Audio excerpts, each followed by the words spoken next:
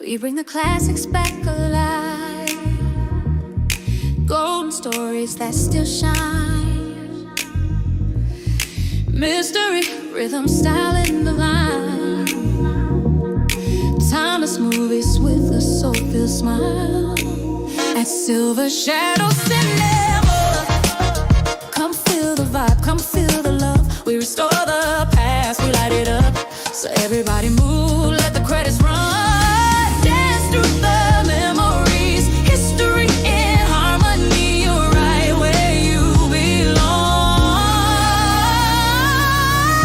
Silver Shadows, this your song.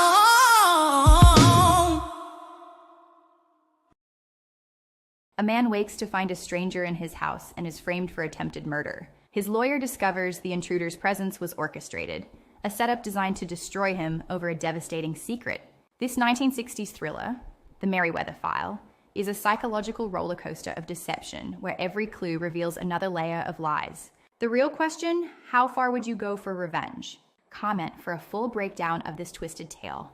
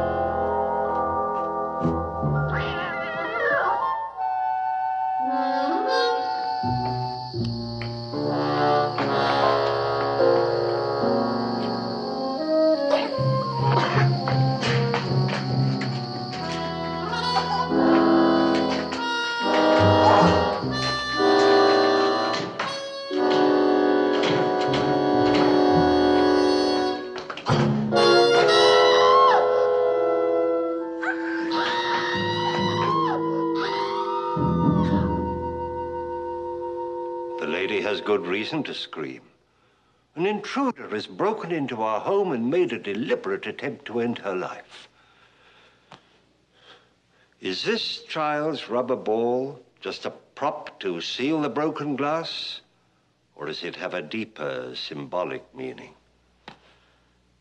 Well, the answers to that question and many others are contained in the Merriweather File. That's the name of our story, based on the exciting novel by Lionel White. Our leading players are Mr. James Gregory,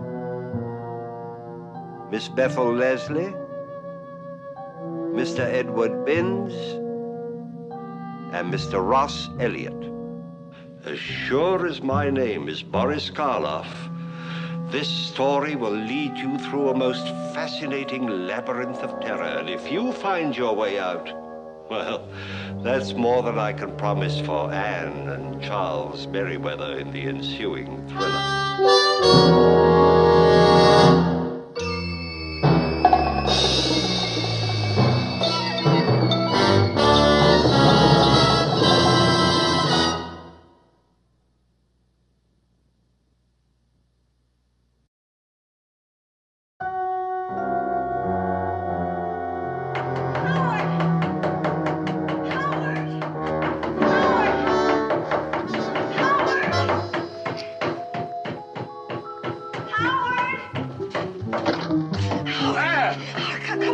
the matter? Ann, what is it? I think Howard, somebody tried to kill me in my kitchen.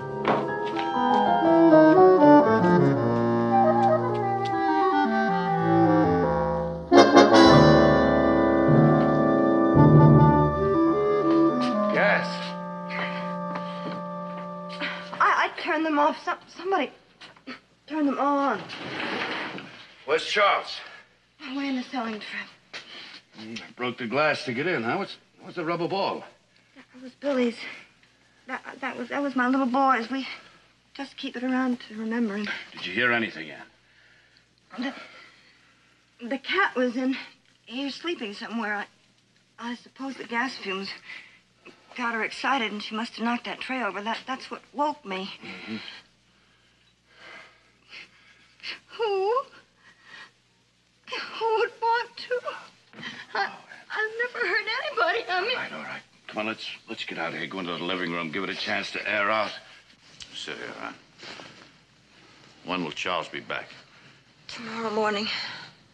Just for one day, though. It's our anniversary. He goes back on the road the next day. Huh.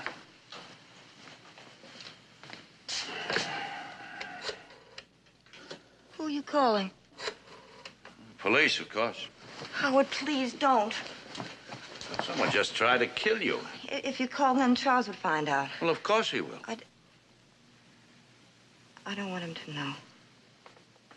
Man, he's your husband. He's got to know. Things haven't been going very well for him at work, Howard. That's why he has to go on these selling trips. I don't want to add to his worries. Your life is being threatened, Ann. That's more important than any business worries. Please, Howard. Please do as I want. And what is it, really?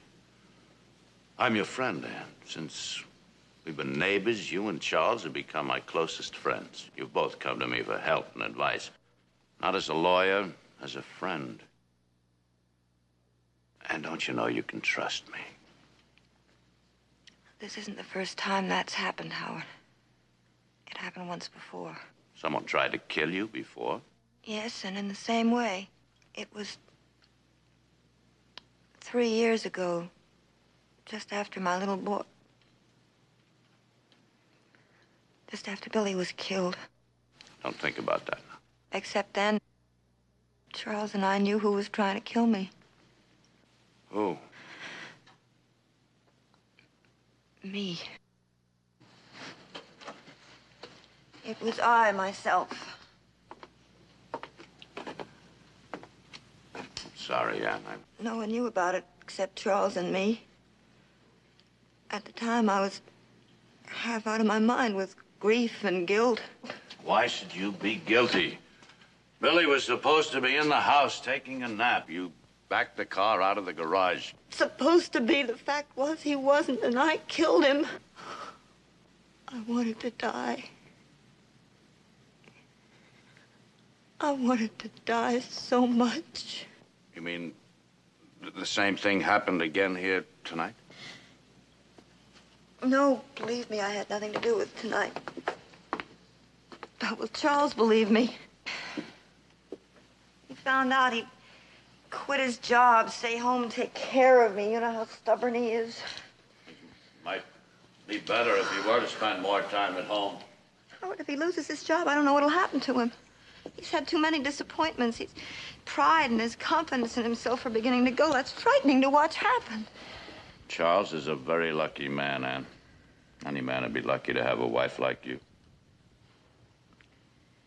Don't tell him, Howard.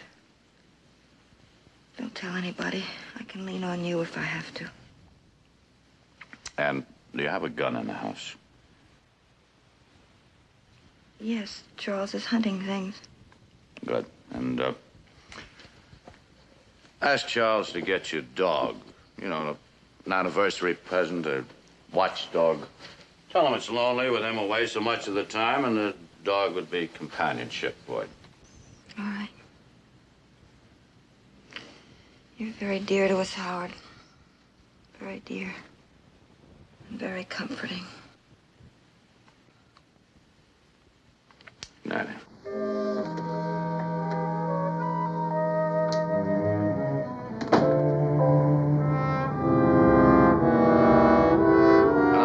morning, Florence. Mr. Yates. You got anything pressing at the office? Yeah. Oh, well, Mr. Conroy can handle that. Anything else? Uh-huh. No, I just been delayed. I'll be there very shortly, Florence. Mm-hmm. Oh, and Florence, no, just a second. I'd like you to have some flowers sent for me, huh? Roses, I think, red, long stem. Yes, to Mrs. Charles Merriweather. You know the address. No. Just my card and say, happy anniversary. Oh! Oh, Charles, you gave me such... Shame on you. I just drove up. What you doing? One of the panes broke. I was just puttying in a new one. Oh, good girl. Just for that, you can have this. Aha! Kiss first. Oh, thank you.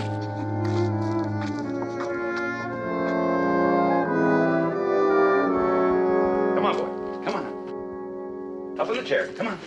You stay there. Lie down. Good boy. He's lovely, Charles. Thank you. Oh, I wish I didn't have to go on the road so often. So do I. I know it's hard on you. I'll quit the job if you want me to. It's not panning out. Honey, no, I'm all right. Now, will you go on to the club, have a nice evening? This was supposed to be our evening. What kind of an evening would it be? Me with my usual terrible headache and you sitting around doing nothing. Look, I didn't buy you an anniversary present, so this is it. Now go on. Go on to the club and have a good time. You promised Dave you'd play cards with him and the others later. I still don't feel right about it.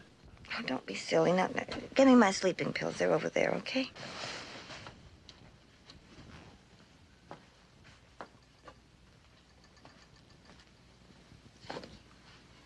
Thank you. Will you go on and get out of here? Okay.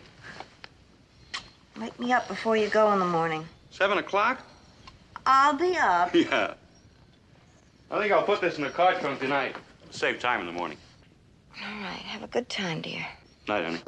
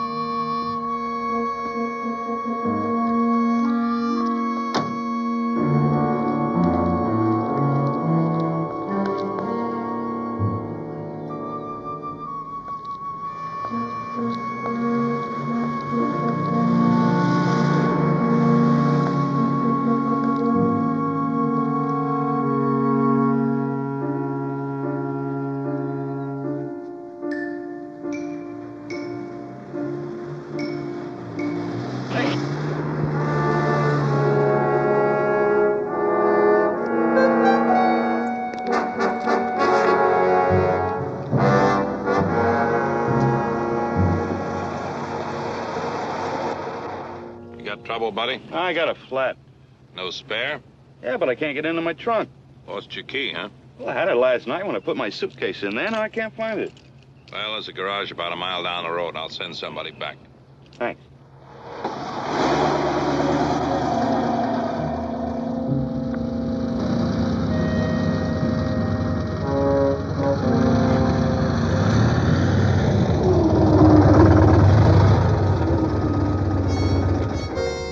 Trouble? Yeah, I lost my trunk key.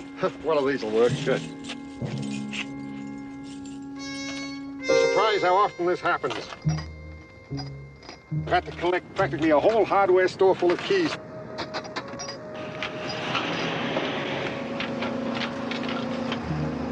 It's usually the last one.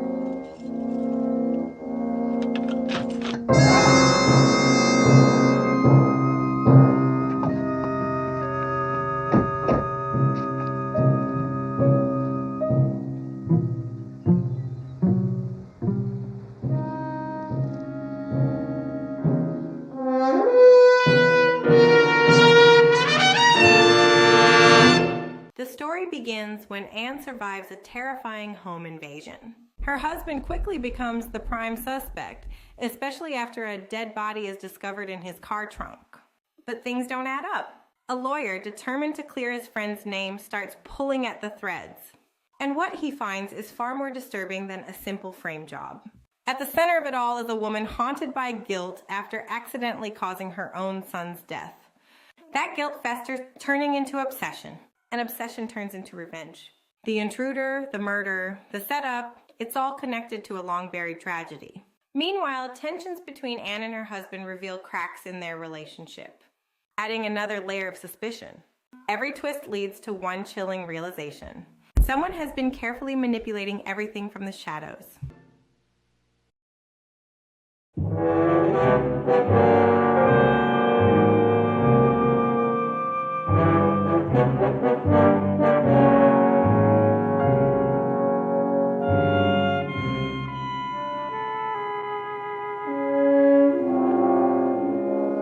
I don't know.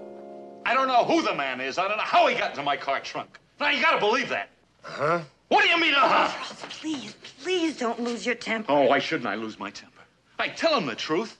Instead of trying to find out who is behind this, they keep me here asking the same questions over and over again. Charles, Anne is right. Now, calm down. It's all just some nightmarish mistake. Excuse me.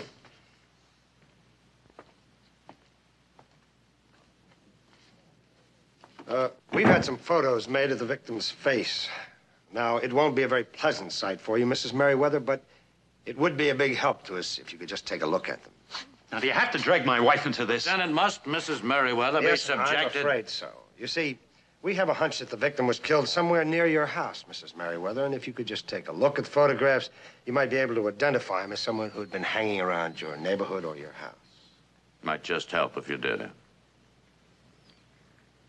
All right, anything. Anything to clear this up.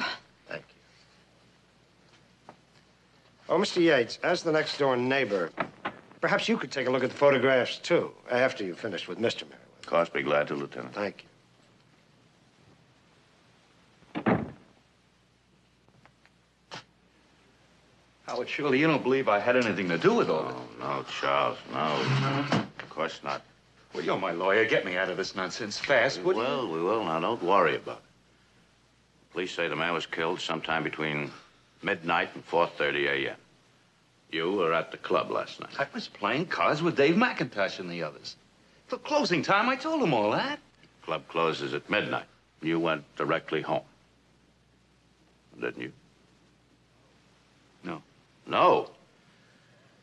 Well, I went to a bar, the Pink Carriage. I was there till closing time there. It was 3 o'clock. Well, thank heaven the bartender there knows you. He can back you up. Did you tell that to the police? Why not?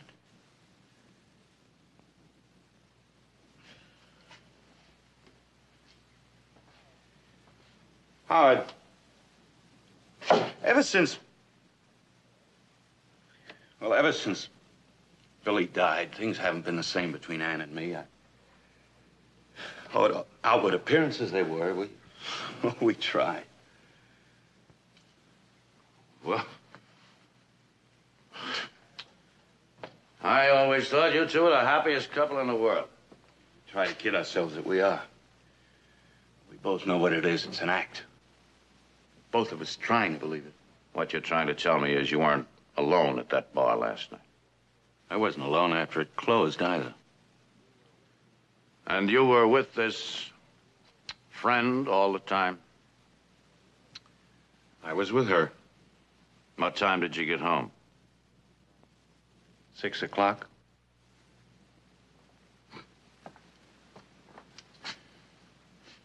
Well, I've shocked you, haven't I, Howard? Oh, no, Charles. I'm a lawyer, not a judge of morals. Anyway, there's your alibi. Produce the girl, you walk right out of here. I'm not gonna produce that girl, Howard. You're not? And I want you to forget I ever brought this thing up. Charles, that girl is your alibi. Now, look, I've hurt Ann enough. I'm not gonna hurt her anymore, and neither are you. Charles. Now, listen to me, please. I did not kill that man, Howard. But if it ever becomes necessary to tell about that other girl, I want to be the judge of that. All right. That's the way you want it.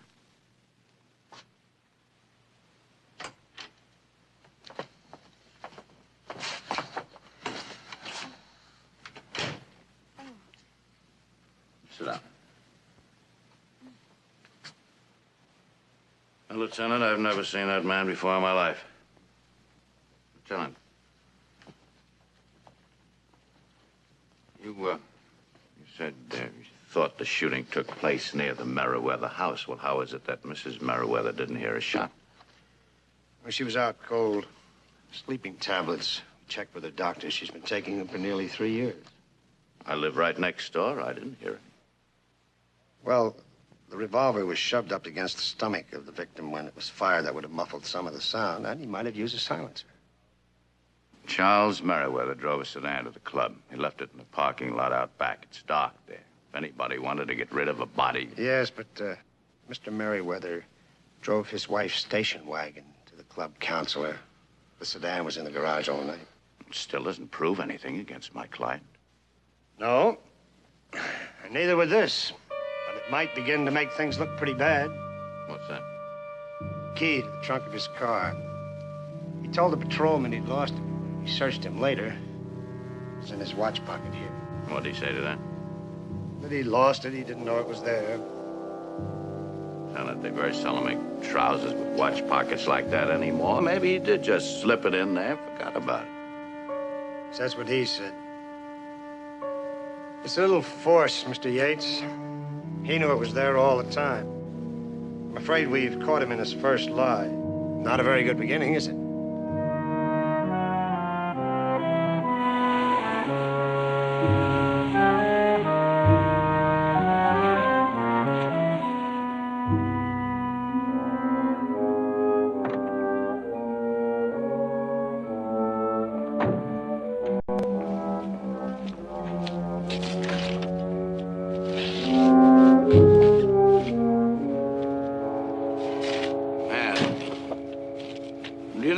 To stay by yourself tonight after what happened? Why don't you come stay with me? My housekeeper will make you comfortable. No, I'm all right. That dog Charles gave me. Yes, but... Howard, you're very dear to Charles and me. And I know that you feel friendly towards us. Sure, there's a better word than friendly. Then you won't lie to me. I mean, you won't soften anything for me. Charles is going to be all right.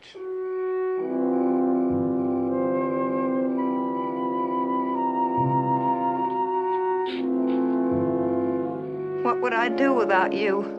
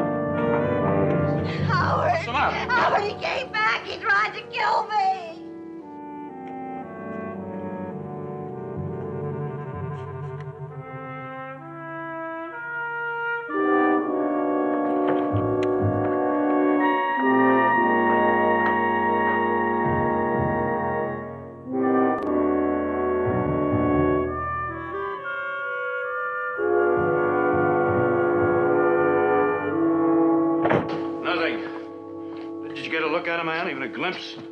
No. I went into the bedroom. He was hiding there. He hit me from behind. All right, that settles it. You're coming over and stay with my housekeeper and me.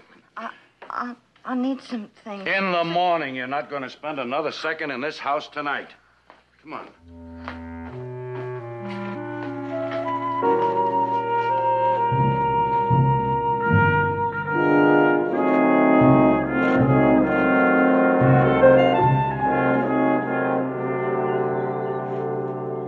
But don't you see, Lieutenant, now whoever killed that man stuffed the body in the back of the car, came back last night and tried to kill Ann. Yes, I know. I talked to Mrs. Merriweather. Yes, well, doesn't that point suspicion away from Charles? Why? Could have been an accomplice. An accomplice of all? What would Charles be doing with an accomplice? We still haven't found the murder weapon, Mr. Yates. We think it's around here somewhere. And somebody might come back for it before we find it. Excuse me. Anything yet, Sergeant?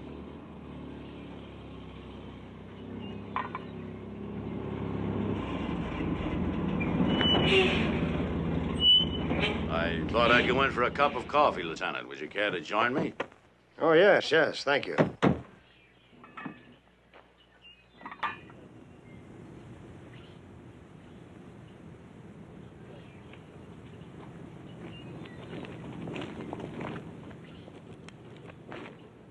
Excuse me. Well, what is it, Lieutenant?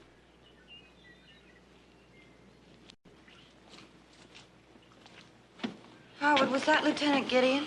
Yes. Why didn't he come in? I don't know. Hold it, boys. Pour it out.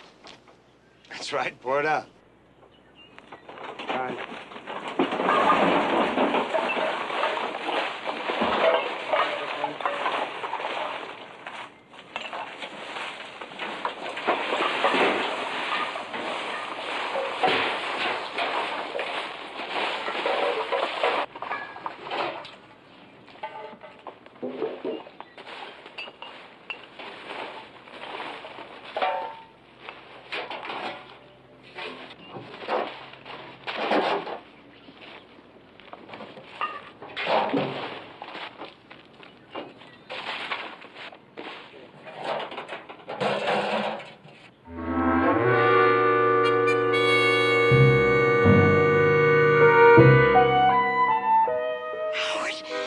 It's Charles's gun.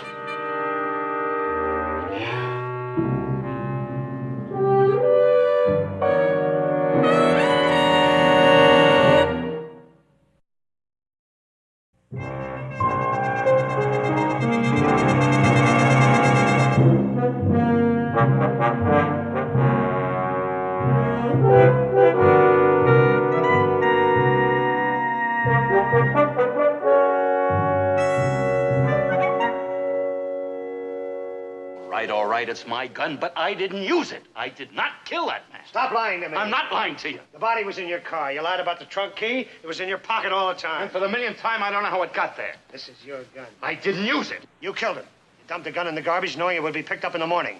Then you put the body in your car and you took it out in the country to dump it on one of your sales trips. No. Lieutenant, my client doesn't have to answer all these questions. I'll answer any questions he can ask. I'm telling you the truth.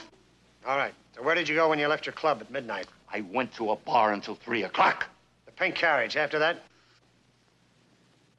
I had too much to drink.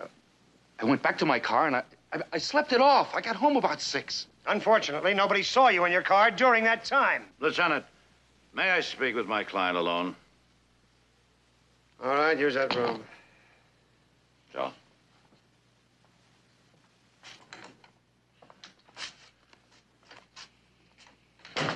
Charles, you're going to have to produce that girl immediately. They're going to indict you for murder, Charles.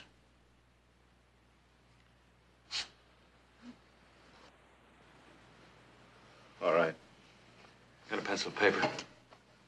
Yes.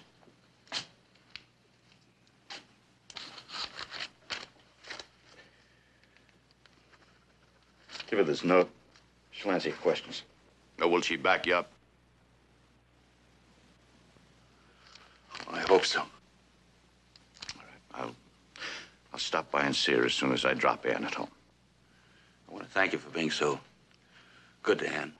You're a real friend. Yeah. Officer, we're through.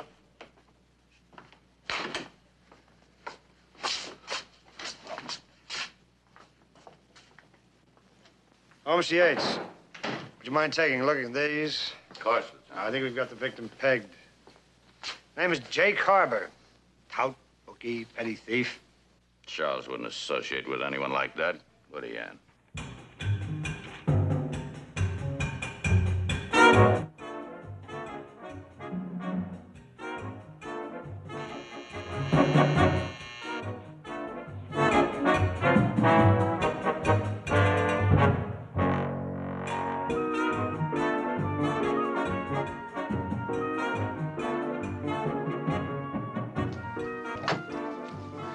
Miss Grant? Miss Virginia Grant? Well, I have a message from a friend of yours. all right. Come in. Thank you.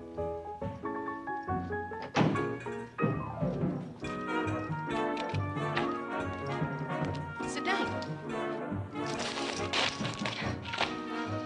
Thanks. It says here you're Charlie's lawyer, Howard Yates. Yes, that's right. How well do you know Charlie, Mr. Yates? Quite well. We're next-door neighbors. And I guess you know that wife of his, too. Yes, they're both very close friends of mine. You find out who the dead man is yet? Yes. His name is Jake Harbor. Just a small-time hoodlum. Did, you ever hear of him? No. I wonder what Charlie was doing running around with that body in his car trunk. And Charles wonders, too, as do the police. The important thing now is to find out who killed him. And unless Mr. Merriweather has an airtight alibi for the period from 3 to 6 a.m. Tuesday morning, he's going to be in trouble, very serious trouble. Well, if that's all the police want to know, Charlie's troubles are over. He was with me. Miss Grant, would you tell that to the police? Why not? It happens to be the truth. I can't tell you how relieved I am. You've no idea. Now, thanks to you, it's all over. Well, I think it calls for a drink.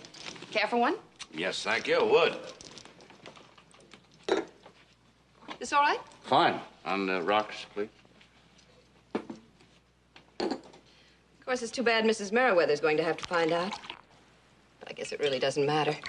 Charlie's been wanting to tell her off for a long time. Ever since she killed their little boy. That was an accident, Miss Grant. A terrible, tragic accident. Sure. You don't know how crazy Charlie was about that kid, though. I'll have to get some ice. It'll just take a minute. Oh, may I help you? Oh, no. You just make yourself at home and relax. Charlie's going to be all right. Yes, thanks to you.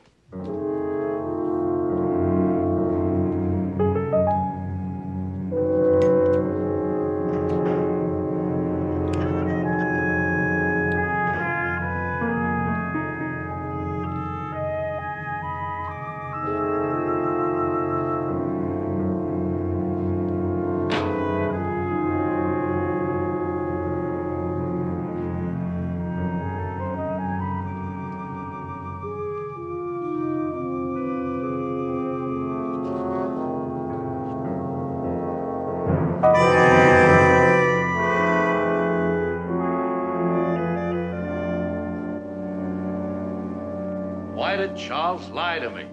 If Virginia Grant knew Harbor, Charles must have known him, too.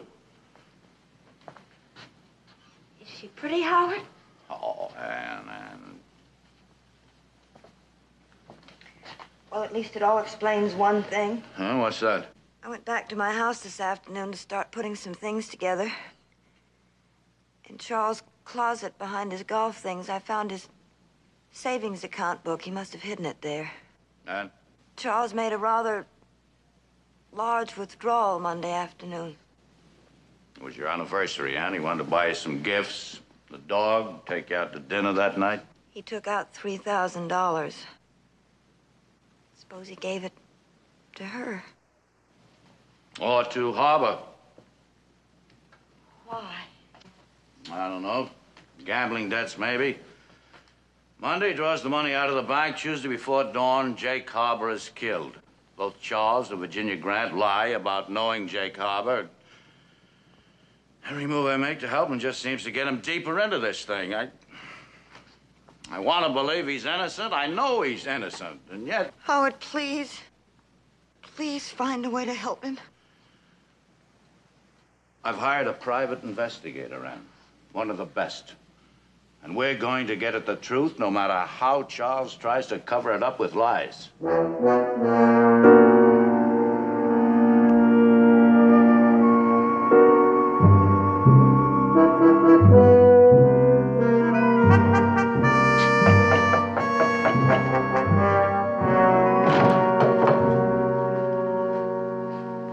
Mr. Clarkman? Hello, Mr. Yates. Thanks for coming over. I came as soon as I could. I didn't mean to trouble you. I didn't think it was wise for me to come to your office. Did you know that the police were watching it? Oh, no. Well, it's just routine. Would you like some coffee? No, Well, thanks. sit down, please. Thank you. I ran down a few facts on Jake Harbor. Enough to interest you, I think. Let's hear them. Virginia Grant used to date him. When your client started making gambling bets through him, Harbor introduced Merriweather to the girl. They all became very close friends. All three of them. How do you know that? It wasn't that hard to find out, Mr. Yates. You know, in my line of work, you got to get to know people. People you can buy. Like bartenders, waiters, doormen. Unfortunately, so do the police. What do you mean by that? I'm afraid you made a terrible mistake. In what way? You should never have made Virginia Grant go to the police. She was my client's alibi, the only chance to save him. You've practically hanged your client by making Virginia Grant talk. Gideon's already run a check on her. And he's questioned everybody that knows her. And? They know everything I know. Probably more. He's already checked on Harbor's bank account. He deposited $3,000 Monday afternoon, 10 minutes before the bank closed. I'm afraid nobody's going to believe you, Miss Grant's story. I've got to believe it. Considering the kind of woman she is, the jury's going to be prejudiced against your client. You were hired to find evidence that would make them believe her. Oh, really? Evidently, you haven't read the evening paper.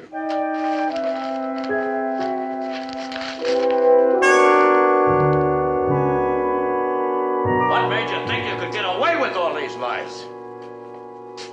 I've been talking to Lieutenant Gideon. Told me the DA's office is proceeding along two lines. One is you killed Jake Harbor to cover up a big gambling debt. The other is you killed him because he was blackmailing you, threatening to go to Ann about Virginia Grant. Now, which was it? Well, now you believe I killed him too, don't you, Howard? I don't know what to believe. There was a Charles Merriweather I knew and respected. Now, this other person I'm finding out about, this stranger, lying, sordid. You want to give up the case, Howard? I've been wanting to talk to you about that, Charles. I'm getting in this thing over my head.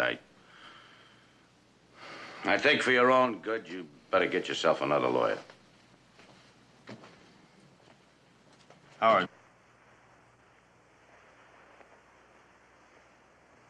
Look at me, will you, please, Howard? Please. Please look at me.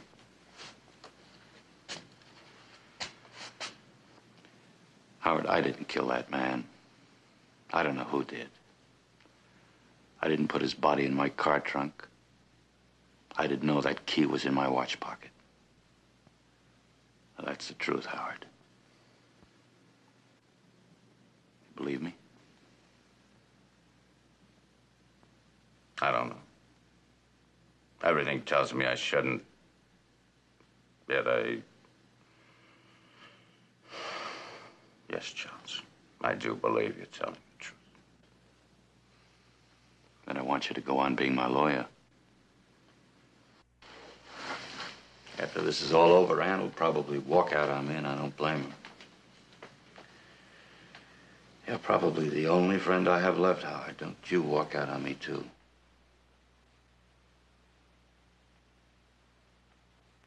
All right, Charles. I'll do everything humanly possible to get you out of this, but you've got to tell the truth. Nothing but that.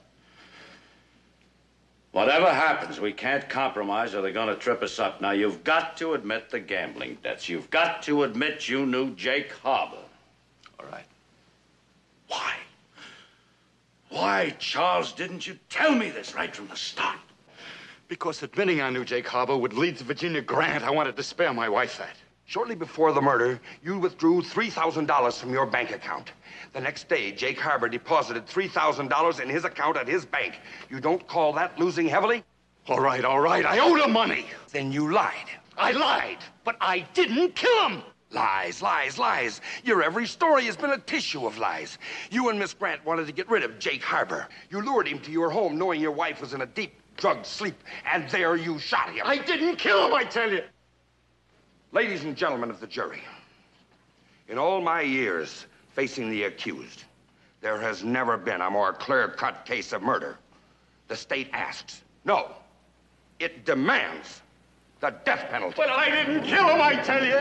I'm innocent. For God, I'm innocent.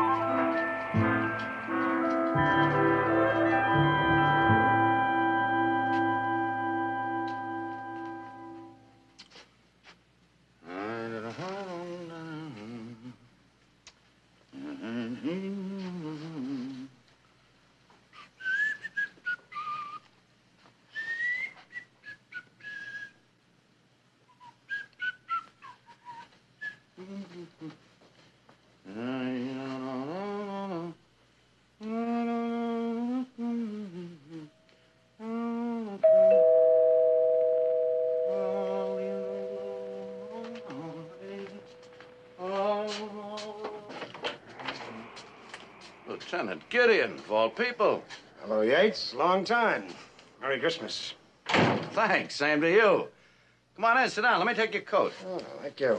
Am I interrupting anything? Oh, no, I'm just starting to dress the tree, that's all, you know. Come on in, sit down.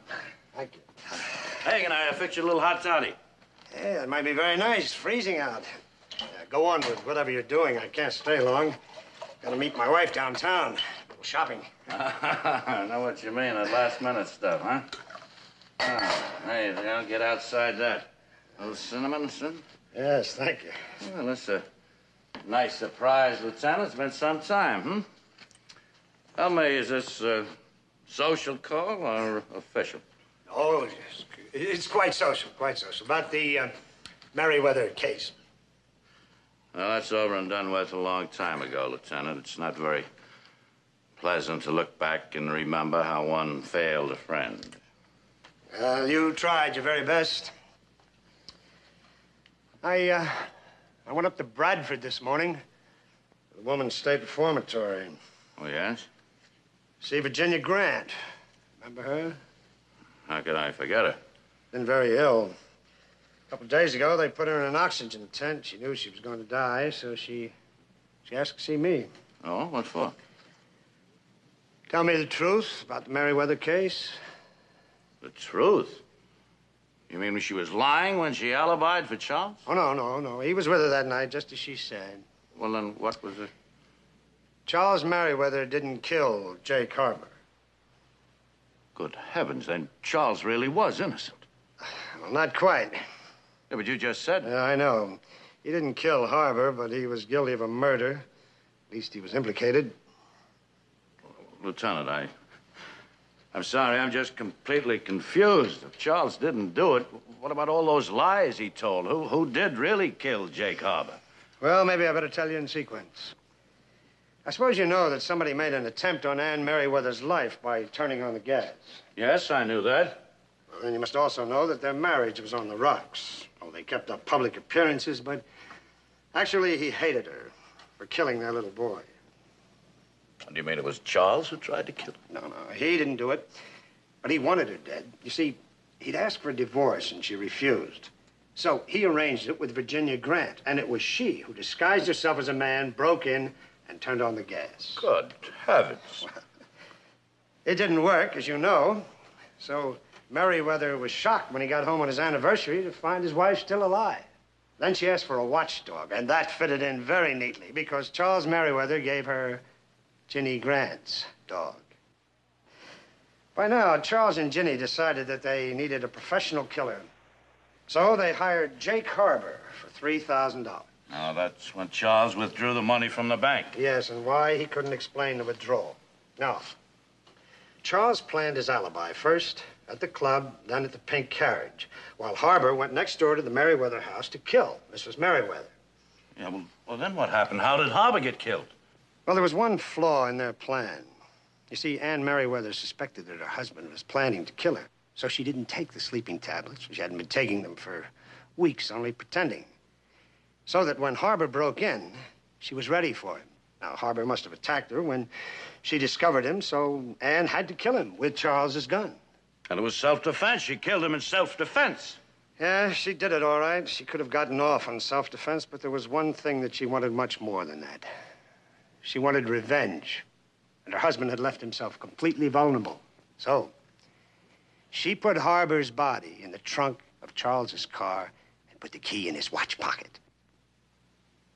Yeah.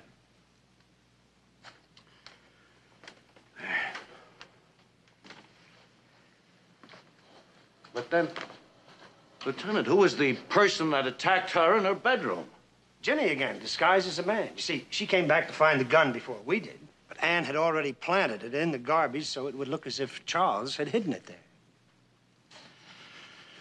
That's incredible, Lieutenant. It's incredible. Well, Charles couldn't tell the truth because it would have implicated him and Ginny. Right up to the end, he kept hoping that something would happen, but nothing did. All that while, she just sat there and kept her mouth shut and let me and the law destroy Charles. That was her revenge, Mr. Yates. And it was exquisite. Howard, I bought the most wonderful presents. There are more in the car. Would you get them? Oh, I'm sorry, darling. I didn't realize you had company. You remember Lieutenant Gideon, darling? Lieutenant, this is my wife, Anne. Congratulations. And a Merry Christmas.